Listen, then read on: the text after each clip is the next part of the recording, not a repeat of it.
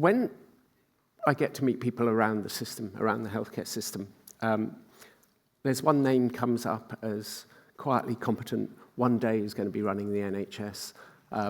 Actually, we think she does already. Ladies and gentlemen, Ming Tang. Thank you so much for the opportunity to speak to you all. It's great to be here. And it's fantastic to follow on from Sabir because, you know, he's really set the scene on what we're trying to achieve in the NHS. So I just want to kind of think through the biggest change, I think, in the 10-year plan, and the biggest change I think we need to make is to switch our thoughts on how we connect services from services to patients. If you think about all the things that we set up in data and digital, it's all about collecting data from the acute service, outpatients, inpatients, primary care, secondary care. It's very little about what the person is doing, right? And if you think about experience for the patients, they're the same person that experiences all of that through the different services. So the biggest change that, if you take nothing away, that we need to do is really start thinking about how we create an interoperable system that's data and digital that supports the person. Because that's what we're about, that's what we're trying to do. So all the changes that you're hearing are really resetting. You know, if we can do, we've done lots of public engagement and they say, why can't we have a banking app equivalent for the NHS?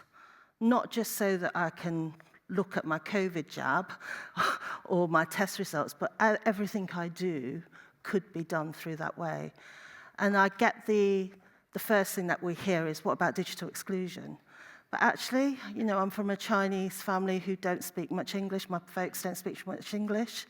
To be able to have voice translation on your app would be amazing for them.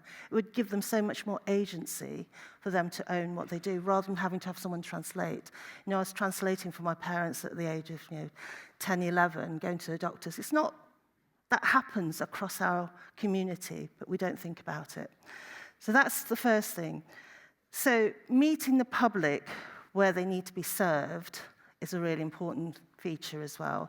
So a lot of the reconfiguration, the thinking at the moment is, what should be done where? What's the most appropriate setting to treat the patients? And actually, digital first is going to be one of those. You know, we need to do that.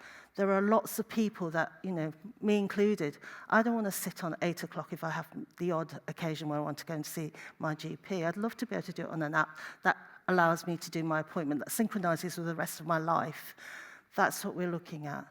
In order to do that, we need to make quite a lot of changes to the way that we've thought about the app. This isn't a criticism, as Sabir said. This is about catching up, making sure that we deliver the things that are necessary. So if you think about where we're delivering the services, much more at neighbourhood level, much more closer, bringing things, everything's shrinking in size. So if you think about the diagnostics, you can have all your tests more locally. It doesn't have to be in one big place. As the development of technology moves on, we'll be doing a lot of the diagnostics using handheld devices rather than big MRIs, etc. So that movement in technology we need to embrace. And that movement means that we need to think through what the technical standards are so that we don't get locked in. The biggest thing for me, as I would say, being a data girl, is that actually we need to get that data out of those systems. We need to really be able to surface that data and connect that data so that the data necessary to make a decision is at the point of use. The stuff that we've been doing in FDP is creating some of that platform to do that, so that naturally you bring almost the information out of those electronic patient records into a space where the right bit of information is available to help the clinician make their decision, so that we can close. Now, if you think about closure, we have a lot of points in the healthcare system which with no endpoint, right? You can ring 111, that then passes you on to say, oh, go and get an appointment at your GP, or go and get your appointment at A&E or whatever, or you're fine, but you need to call out, All of those things means you have to do something else in order to close that. That's what I mean by endpoints. Now, if you're designing this for retail, the endpoint, you should buy something. You would not let that person go and figure it out somewhere else. So our endpoints is how can we make sure we resolve the issue for that person so that they feel more in control, because that's how you empower the public to do the right thing. And then if you think about some of those things in the digital terms, we can put the business rules around it so that we move towards much more of a rules-based system whereby you can actually take out layers of administration, right? So all of this stuff is really thinking through the lens of the patient. What do we need to do from a patient safety perspective? What do we need to really do from a clinical productivity standpoint? Not productivity because I think we're not making people work hard enough, but just administrative burden that's just painful for clinicians who they don't want to, that's not what they joined medicine for. It's not why they joined the NHS. They joined it to care for patients, right? So let's release time to care. And then, really, Sabir talked about the digital spine. That digital spine is going to be so important. One of the things that we're looking at building is a single patient record. You will have seen some, I think Wes announced it in October last year. We are working through what that means. You'll see soon, some market engagement on that. I'm very much really looking at the componentry of how do we lift the data out of the multiple systems that don't talk to each other.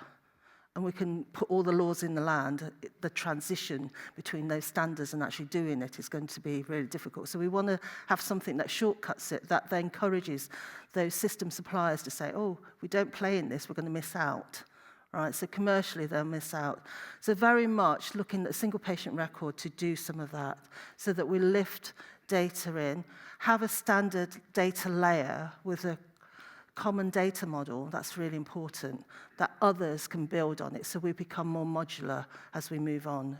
And that's going to be really important for patient administration systems, for patient systems, for our digital entrepreneurs. We've got so many digital entrepreneurs that want to do really exciting applications. They can see the benefits of AI and then don't have anywhere to go. Right, because they don't get access to the data, they don't get encouragement. So part of what we're trying to reset is how do we create that platform, that digital spine that gives people access to the metadata so they can do their development? And how do we then create the platforms for development so that we can create and generate income for the country? So the role of standards, it would be a failure if I didn't talk about standards in such an event.